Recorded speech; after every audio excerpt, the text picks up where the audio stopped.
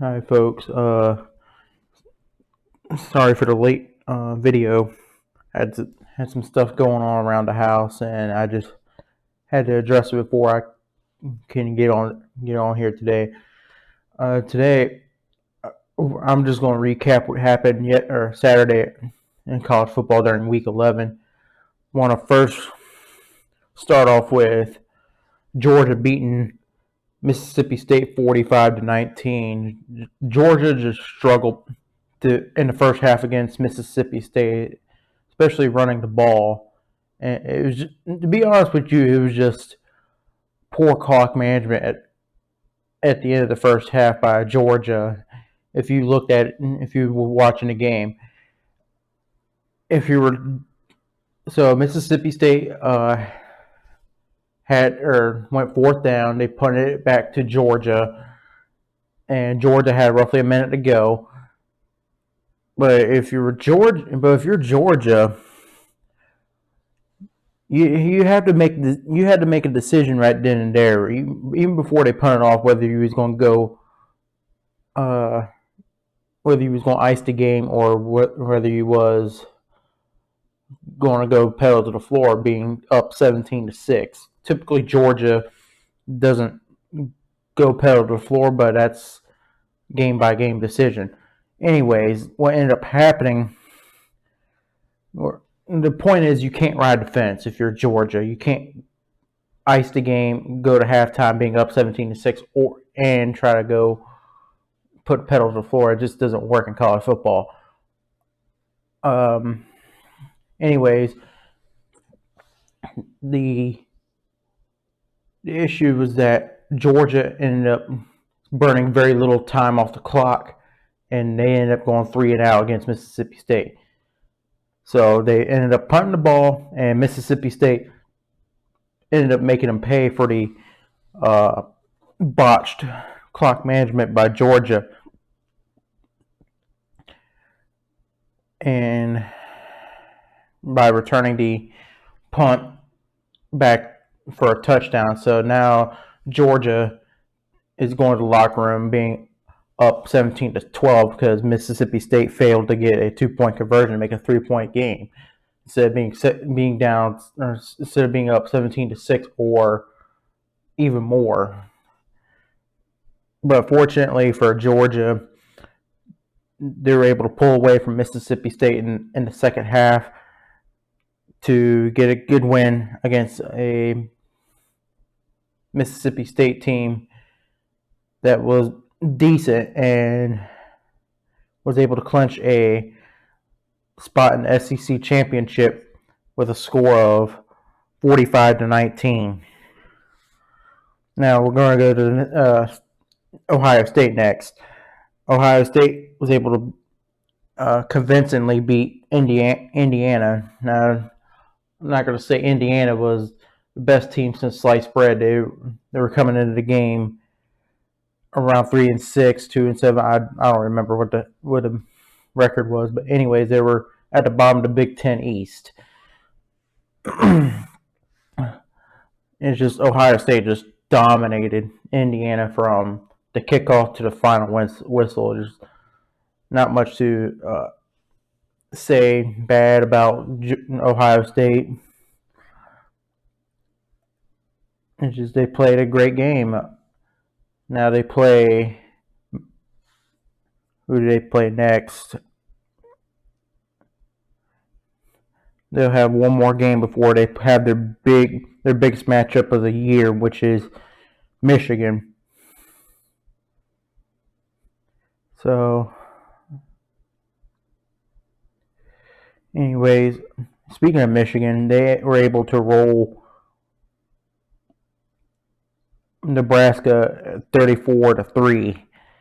The only difference between Ohio State and Michigan was that Ohio State was able to roll through Indiana, and Michigan, they struggled a little bit at the start with Nebraska. They were only up 17-3 at the half, but once the second half come, they just pulled away from Nebraska. And speaking of Ohio State, they play Maryland next week, in Maryland. So that could be a potential trap game for Ohio State, because Ohio State's looking forward to Michigan, not realizing they have to take care of business against Maryland, and Maryland is a halfway decent team in the Big Ten East. And we'll go to the next team. TCU just barely escaped by Texas with a 17-10. Very weird and not unconventional, but a very weird game as far as Big 12 standards. And TCU was able to clinch a spot in the Big 12 title game. This was a classic TCU game. If you watched TCU from the start of the season to now, they usually get off to a slow start in the first quarter, and then they turn it on in the second half. This was a classic case of TCU. If you watch the game, they've struggled to move the ball against Texas on defense, I will say. But however, Texas was shut down at home on offense against this TCU defense. It could not move the ball at all. And in fact, the only touchdown that Texas had was a scoop and score in the late fourth quarter, as there was a bad exchange between Duggan and Kendre Miller, I believe his name was. It just squirted out of Duggan's hands. They scooped it up, ran it back to the house, but it was just too little too late for Texas. Ewers had probably one of the worst games that you could ask for. And TCU was able to ice the game, get a couple of first downs, and got the win on the road against a decent Texas team, and was able to punch their ticket to the Big 12 title game. Now it's a three-way race between Kansas State, Baylor, and Texas, which we're going to get to the other two later on in the show. Next team we're going to go to is Tennessee. Tennessee was able to just lay it on to Missouri. Missouri was able to make this a game through the first half, even the start of the second half. And even at halftime, it was 28-17 Tennessee. So Missouri was still in the game. But after Missouri went down the field, got a touchdown to make it 28-24, which is all Tennessee from that point. And Tennessee just took their day out on Missouri after getting slapped around by Georgia last week, and just ran the score up to the tune of 66 points. Did they have to on Missouri? No. But I get it. You want to put points up for style points, but really, the committee's not going to care how bad you beat Missouri. Missouri is a borderline bowl team. It's not like you're playing, Ohio State or Alabama. It doesn't matter, because they realize Missouri is not I don't want to say a bad team. I'm not disrespecting any Missouri fans out there. It's just, you have to face facts. It's not a great Missouri team. So they ended up beating Missouri 66-24. And they'll go on the next week to face South Carolina on the road. Now, this is my opinion, was the game of the week in college football between Oregon and Washington. To be honest, this was a great game between these two rivals. But at the end of the day, the reason Oregon lost this game was because of Oregon itself, not because of Washington just being the better team. They were both about evenly matched, and instead of Oregon punting it on fourth down with punting it on fourth down on their own 45 and played defensive field position, which, by the way, the head coach was the orchestrator to one of the best defenses last year of all time in college football. So this doesn't make no sense to me. Why don't you just punt the ball from your own 35, make Washington go, I don't know, 70 yards, 80 yards for a touchdown, maybe 40, 50 yards for a field goal. And you think, oh, maybe Oregon was down. No, they weren't down. They were tied at 34 during the game. So it just baffled me. And Washington ended up stuffing Oregon on 4th and 1 from their own 35. Was able to burn some clock, force Oregon to use some timeouts, and then Washington was able to kick the game-winning field goal with some time on the clock, but Oregon could not move it downfield in time, and Washington was able to pull an upset on Oregon and just ruining a lot of chances for the Pac-12 to make the college playoff.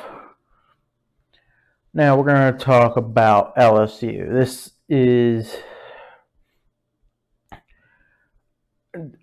This would be one of my nominees for a huge embarrassing failure of the week, along with Oregon. The only difference is LSU was just able to escape with a win against Arkansas. Or you could say this would fall in a category of you won but it looked bad. And to be honest, if KJ Jefferson was playing for Arkansas, able to play, Arkansas would have won this game at least by 2 touchdowns. That's just how bad LSU played. But they just hung on to win 13-10, and they will meet Georgia for the SEC title, thanks to Alabama beating Ole Miss, which we'll get to later on in the show. Now we get to USC. USC beats Colorado to a pulp, 55-17. No surprise there on Friday night. It's just USC viewed this as a scrimmage game, essentially, before their UCLA game. So they were able to fine-tune things just before their final 2-game stretch against UCLA and Notre Dame, which, by the way, now we'll get to UCLA later on, but with all the chaos that happened in the Pac-12 yesterday, it just severely destroyed their chances of making the playoff. Their best hope right now is going to be USC. All right, Alabama pulls out a win against Ole Miss. I'm going to say that the better team was Ole Miss during this game, but Alabama just managed to just pull a victory out in Oxford. It's just due to Ole Miss playing flat to me. They just played flat in the second half. And it's just play calling. There's nothing to it. Anyways, and due to Alabama beating Ole Miss, it allowed LSU to clinch the SEC West, and LSU is going to be meeting Georgia in the SEC title game in Atlanta.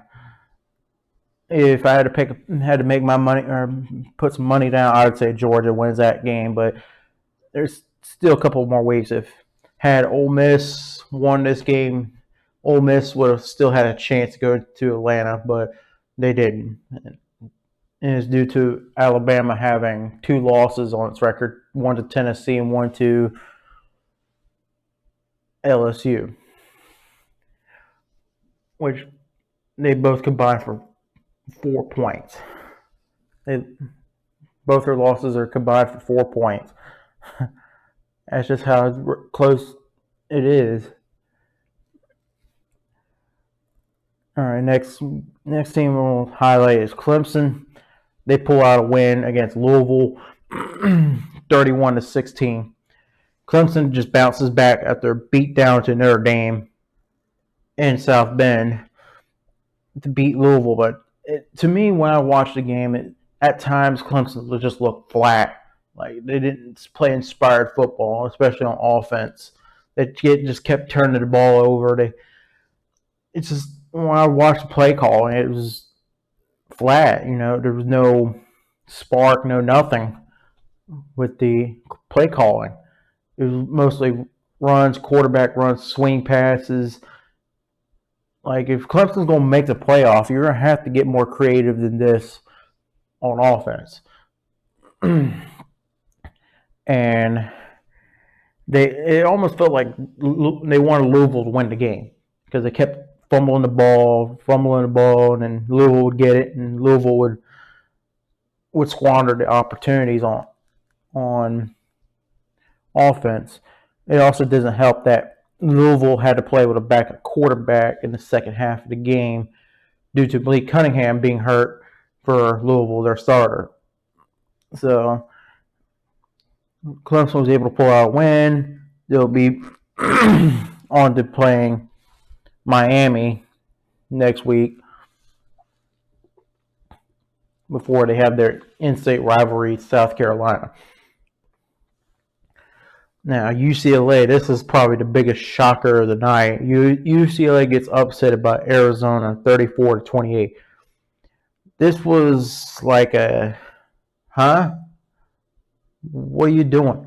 This was like a head-scratching performance by UCLA because UCLA was down 14-0 at the end of the first and still was down 21-14 at the half. And credit to Arizona for hanging around and making the most of the opportunities by UCLA not being able to do a ton on offense and taking advantage of their defense. So this is what I was alluding to earlier. Now with UCLA losing, it's going to make them fall in the rankings, and it's going to make the USC-UCLA matchup not a lot less intriguing, but a little less intriguing than it was had UCLA beat Arizona. So the issue with USC doesn't have any. In fact, they have no top 25 wins at all on their resume. They're basically going off of eye test alone, and the games they do play, they put points up on the board, but they also allow teams to put points on the board too. Like I'm just not inspired by USC. They have a great offense, don't get me wrong, but their defense is atrocious. So even if they manage to run the table and get the Pac-12 title game, you're going to have to go up against Georgia's pretty much a lock at this point unless they completely crap the bed, and I don't see that happening. So, and then the winner of Ohio State, Michigan, that's going to be a lock. And then if you have TCU running the table, going 13-0, win the Big 12 title, they would be a lock. So it's going to come down to the loser of Ohio State, Michigan, USC, Tennessee, and Clemson. Oh, you could also say North Carolina too, but we'll get to it later on. But talk more about North Carolina. But I just don't see the Pac-12 making it this year. If USC was able to run the table, it's just due to the performances by them, particularly. Even this week, Colorado's a terrible Power 5 team, probably the worst Power 5 team. They still was able to score 17 on USC. Now you think, oh, 17 ain't that much compared to 55, but just look at their schedule and their final scores. They've been barely getting by against some pretty bad teams like Oregon State and beating them 17-14, or beating Cal 41-35, or beating Arizona. That's all great and all, but if I'm the committee, I wouldn't be. I'm looking at objective base. What has USC done to stand out from the rest of the competition, fighting for that final playoff spot? To me, they haven't done anything on the resume. Their best win is probably maybe Oregon State. Now, if they beat UCLA and Notre Dame, that'd be 2 top 20 wins. But even so, even if they do beat UCLA, it's going to cause them to fall further down the rankings, maybe even outside of the top 25. So, and then the one quality opponent they did have on the schedule, they lost to Utah, which, speaking of Utah, they just dominated Stanford 42-7 at home. It's just a great all-around game for Utah as they set up a big matchup with Oregon next week as a de facto play-in game for the Pac-12 tournament or Pac-12 title game, because the winner of that game is most likely going to make the Pac-12 title game. Because you also have USC, UCLA next week too. And the winner of that game is probably going to be the other team. And right now it's pretty tight. Everybody in the conference has one loss. Even Utah has one loss. The difference is that Utah loses a tiebreaker to UCLA, but they win the tiebreaker over USC. So if USC wins, pretty much there's no other way of putting it, because they would have to beat Oregon. If Oregon wins, they're going to the Pac-12 title game. And it's pretty cut and dry. And then Penn State, they shut out Maryland 30-0. It was a great game for them. It is what it is. Penn State took care of business.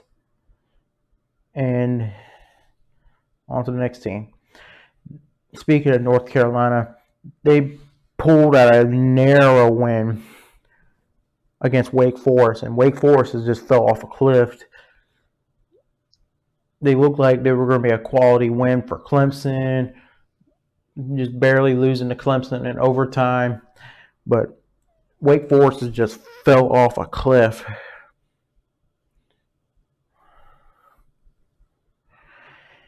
And North Carolina was able to pull it out 36-34, and they will clinch a spot in the ACC championship. And they'll face Clemson for the ACC title. Now, this is probably criminally, but North Carolina is sitting at 9-1 on the season, just like Clemson. They're probably going to be top 10 maybe, especially if they run the table, which they should. Now, if North Carolina is able to beat Clemson, yeah, they'll have the ACC title, but I still don't think they would make it, because North Carolina's schedule this year has been weak, and it also does not help that they probably play in the weakest division in Power 5, in the ACC Coastal. It's even weaker than the ACC Atlantic. And whole, the ACC is not that great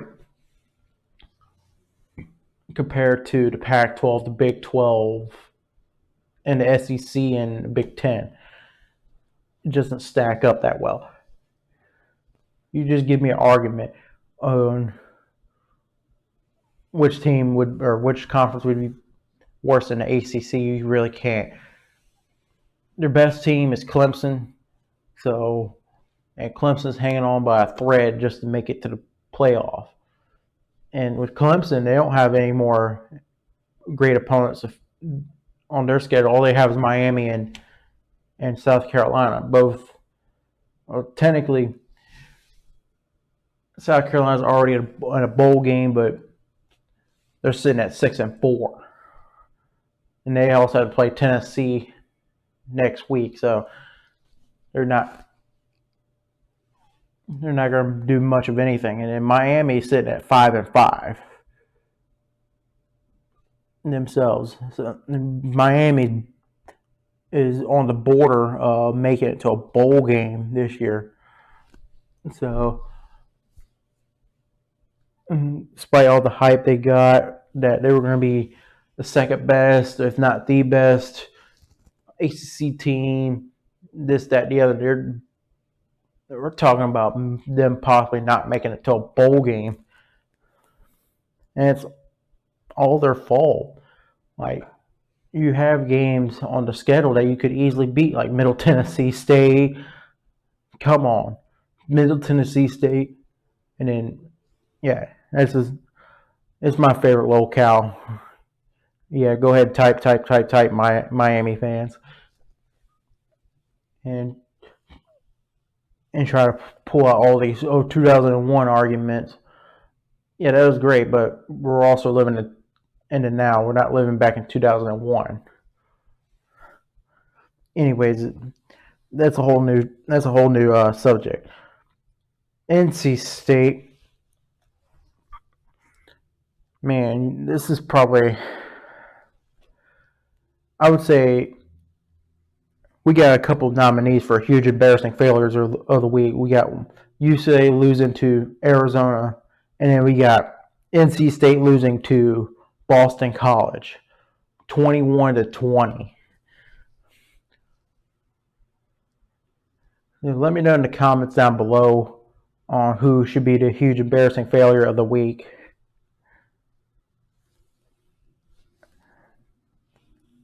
Yeah, it's just is what it is. Boston College is sitting at 2-7, not going to make a bowl game, and NC State being ranked in the top 20 at 16th.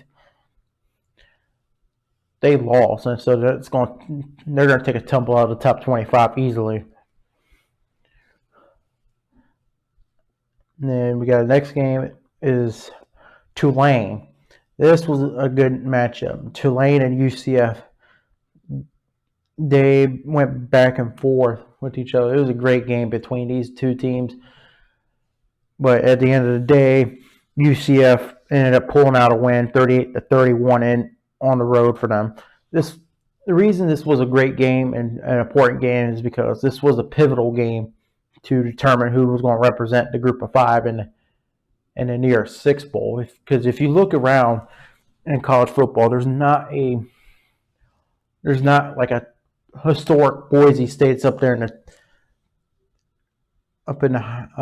top 10 or something like that. There's just not. These are the only teams that are ranked from the Group of Five. So this is going to be the game that is going to determine who's going to make the New Year's Six Bowl. Now, of course, you got a couple more weeks left. So in the American right now is between Tulane, UCF, and Cincinnati.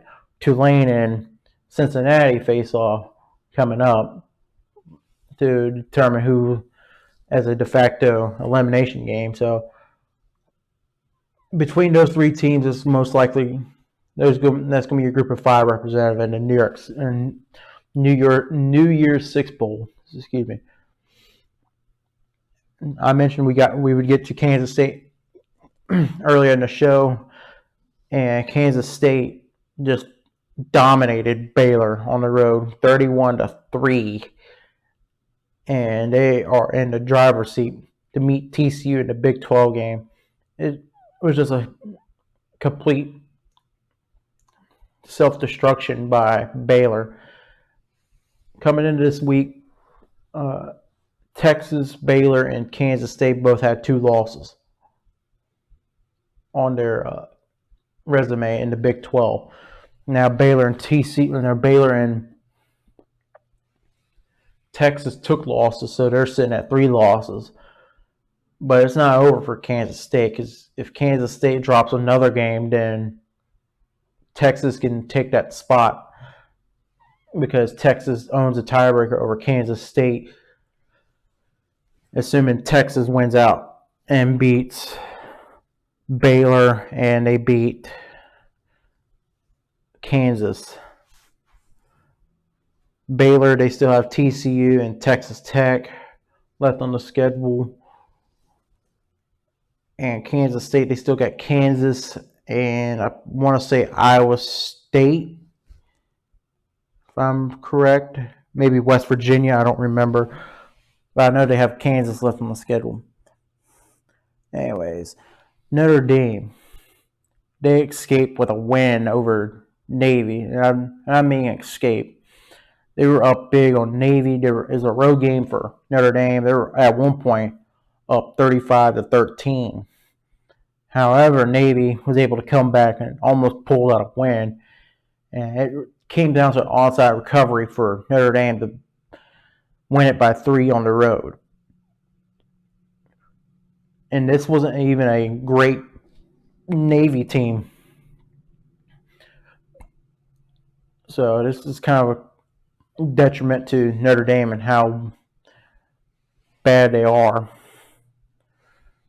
They were up 35-13 and allowed Navy to score 19 unanswered to almost pull out a win for Navy. Now, this is probably one of the biggest shakeups. Purdue comes home with a win over Illinois, 31-24. And speaking of it, Illinois, they have to go to the Big House next week to play Michigan, which that is not good news for Michigan, because if you look at Michigan's schedule, they only have one impressive win on record, and that's against Penn State. Now, when I mean impressive, that was an impressive win. Just that Michigan ran it down Penn State's throat all day long, and they were able to come home with a 41-17 win against Penn State. Anyways, I'm getting off track. Illinois needed to win this game to be able to hold on to the lead for the Big Ten West. Now, the Big Ten West is kind of a Mad Max this year. Nobody was able to pull away from anybody. And now with Purdue winning over Illinois, now it's a 4-way tie for the number 1 spot between Purdue, Minnesota, Illinois, and Iowa. Now, Purdue has a tiebreaker over Illinois and Minnesota, but if it came down to it, Iowa would beat them in a tiebreaker. There's just all kinds of scenarios. Minnesota would lose the tiebreaker to Illinois, and then Illinois would beat Minnesota and Iowa on the tiebreaker, but not Purdue. It's just, it doesn't help Michigan out at all by Illinois losing, because Illinois is probably going to drop out of the top 25 when it's all said and done on Tuesday. So you take it that way, because Michigan's schedule, I'm going to tell you this, if Ohio State and Michigan play today and Michigan loses, they're not making the college playoff. Not because they don't look great, but it's because of their schedule, especially their non-conference schedule. And I know people will say, oh, you need to stop hating on Michigan. Well, it's not. It's your fault when you're scheduling Hawaii, Colorado State, and UConn. That's your best win out of the conference for Michigan's UConn. And UConn we'll get to later on as my honorable mention, but that's your best win out of conference. So you're relying purely on Big Ten strength this year for your non-con, and I'm even looking at next year, and Michigan's not scheduling even a Power 5 opponent next year out of conference. So that's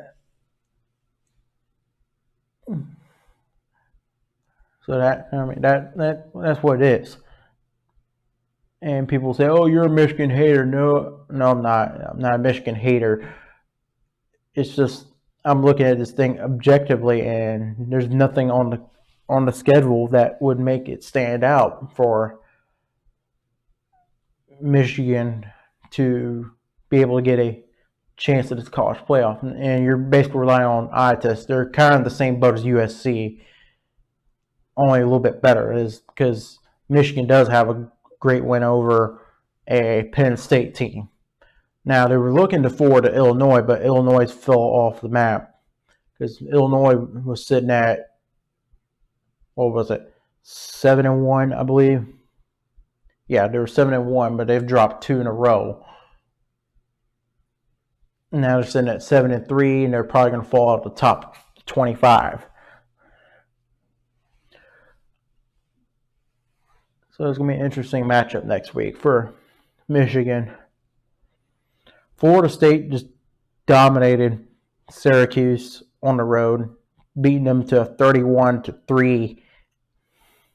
It was a great win for Florida State, but this is Syracuse. I would have to say Syracuse is probably the most overrated 6-0 team, because ever since they went 6-0, they've lost 4 straight to 6, and they're now sitting at 6-4. Now they could rally and get 2 more wins and make it 8-4, but they started off at 6-0. Then they've lost to Clemson, Notre Dame, Pittsburgh, and now Florida State. So it's going to set up, and Florida State is probably Clemson's best win on the resume, and it's only going to make Clemson look better as the last couple weeks go on. And that's going to be another thing about, is that can Clemson make the playoff as 12-1 with an ACC title, with arguably 2 top 10, or at least a top 10 win, because I don't see North Carolina losing another game, so they'll be top 10 by the time it's all said and done. And they'll be sitting at 11-1. And Florida State is just looking better and better win as weeks go by. Now, the last top 25 matchup I want to get to is Vanderbilt and Kentucky. Nobody expected this win by Vanderbilt. If you said you was expecting this win, you're lying to yourself. Vanderbilt went to Kentucky and came out with a win, a 24-21 win, and they snap a 26-game SEC game losing streak. So that goes back at least 2019, 2018, when the last time they won the SEC. And it was just a good win for Vanderbilt. I'm happy for them. I like to see them have a little bit of success. And as for Kentucky, they just fell flat on their face. Last few weeks, they've lost to, well, first they lost to Ole Miss. Now, they should have won over Ole Miss, but they let them off the hook and allowed Ole Miss to win. Then the next week they lost to South Carolina at home. Now, this is without Will Levis, but still it was a loss. And then then they fell flat on their face against Tennessee. Tennessee is not that great on passing defense, and they made Tennessee look spectacular against them. So to the point that Tennessee only allowed 6 points. 6 against Kentucky. And now they fell flat on their face again and losing to Vanderbilt 24-21. Kentucky still has Georgia on their schedule and Louisville. So I would say this has been a disappointing season for Kentucky this year, because a lot of experts expected them to be second in SEC East behind Georgia. Instead, they're looking like they're definitely not getting second. They're probably riding 4th or 5th in the conference. And then some of my honorable mentions I want to give a shout out to. UConn upset at Liberty by a score of 36-33 yesterday. And congrats to them. They're going bowling for the first time since 2015. So I guess that'll help out Michigan's strength of schedule by having one winning record on their non-con schedule. And then the other one I want to, there's some other shout outs. Pitt went on cruise control after beating Virginia 37-7 on the road. This was not even close. It just was a failed science experiment, to put it nicely, by Virginia. And this has been a disappointing season. That'd be an insult to disappointment, because Virginia on paper was supposed to come back with probably the best offense in the ACC, and instead they've been a huge embarrassing failure, and they're not even going to go bowling this year. As you had Brennan Armstrong and all these receivers coming back, and it was 14-0 before you blinked your eyes. I'm not even kidding in this game. As Virginia, their first 2 throws were pick sixes. It was 14-0. Before you blinked your eyes and got your popcorn, found you a seat in the bleachers, it was 14-0. And it was 28-0 at the end of the first. Now, this isn't as high of huge embarrassing failure levels as Miami and Wake Forest, but this was a pretty high and huge embarrassing failures. Yeah, I remember the 8 turnover game by Miami against Duke. 8 turnovers by Miami, and then the next week, Wake Forest said, "Hold my beer, I got you, Miami." And they committed 8 turnovers as well against Louisville.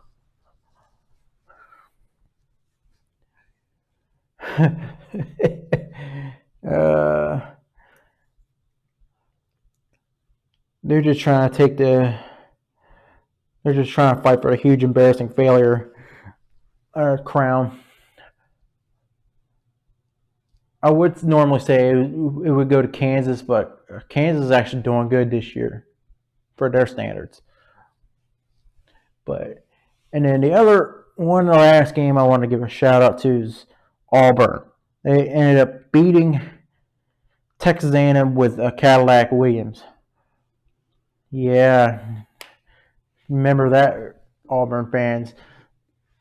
Cadillac Williams was his first game as being the intern head coach after they fired Harsin, and they still managed to beat the $90 million man in Jimbo Fisher at home to get a 13-10 win. And as for the $90 million man in Texas A&M Aggies, they're not even going to go bowling. So that's going to be a big hot topic issue Texas A&M's got to answer for in the offseason. Are they going to keep Jimbo Fisher? Performance-wise, they shouldn't keep him at all. You have all that talent at Texas A&M, and you not only don't win the West, but you're not even going to go to a bowl game. You're at 3-7 now. The best you could do is 5-7, and any more losses is just going to make yourself a huge embarrassing failure. Man, we got a lot of nominees for the huge embarrassing failure award. I think only this time this is more of a season award because Texas A&M has not played well. On the field, they should fire Jimbo. I don't care. Jimbo has a national title back 10 years ago. The performance on the field is not very inspiring. They're playing terrible on offense. Their defense is doing great, but that only carries you so far because the defense gets tired. If your offense goes 3 and out, 3 and out, 3 and out, they're going to get tired. They need rest. So it's complementary football. The issue with Texas A&M is that they gave Jimbo a $90 million 10-year extension to stay with Texas A&M back in either the COVID year or last year. I think it was last year because Texas A&M feared that Jimbo would take the LSU job, which to me doesn't make no sense. Why would you go from one SEC West team to another SEC West team? But that's beyond me. I'm not sitting here with $90 million in my pocket. Anyways, they signed him to a big extension, and Texas A&M got this big time recruiting class courtesy of the NIL. Yeah, go ahead, hate on me, Texas A&M fans. I don't really care. You know it's true. Which that's going to be another question. How many of those talented freshmen, 5-star freshmen, are going to transfer out of Texas A&M into another school, or they're going to ride the ship and stay with Texas A&M? My guess is that not all of them is going to stay with Texas A&M, especially how poorly the season's gone. And it's just Jimbo's out. To me, Jimbo needs to hire a offensive coordinator to modernize the offense because his offense is very rigid, doesn't allow many margins of error, and it's just out of touch with modern day college football. It worked back in 2013 in the Florida State team because you had a great defense with Florida State, just like you do with Texas A&M, and you had somebody named Jameis Winston. You had all these talented receivers, and you also had Dalvin Cook too. That also helped. And also you played in the ACC, and this was a time where Clemson was good but not great. They weren't achieved great status, much less elite status yet. So those are my takes on Jimbo. Jimbo just needs to get an offensive coordinator because I don't see Texas A&M firing him. They should fire him, but they're not going to be able to afford a $90 million buyout for Jimbo.